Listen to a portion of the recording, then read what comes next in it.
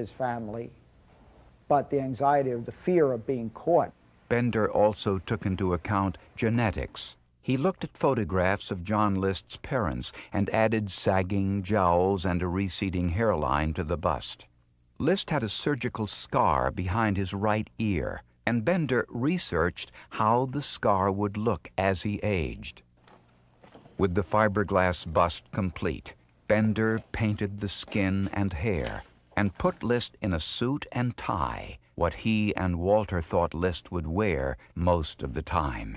But the bust wasn't complete. The final touch would be a pair of glasses. Walter was certain List wasn't vain enough to wear contact lenses, and Bender predicted List would be wearing a different style of glasses than those he wore at age 46. Bender was convinced List would want to hide the fact that he was a failure by wearing glasses with dark, thick frames. To look more intelligent, more important than he really was, and this was through the help of Richard Walter's profile. Bender looked through dozens of pairs of used glasses and found the perfect pair to use on the bust. The painted face with the down-turned mouth, sagging jowls, receding hairline, and aging scar now looked out from behind dark, thick frames. The forensic bust was complete. Tonight on America's Most Wanted. Now tonight's first case, the oldest we've ever pursued on America's Most Wanted.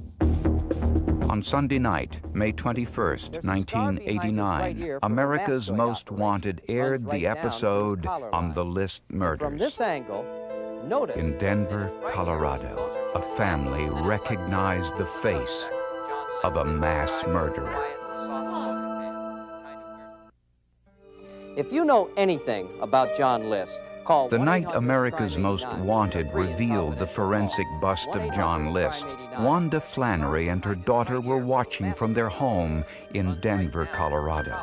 Much to their horror, they saw a striking resemblance between John List and a former neighbor. And it just all started adding up gradually.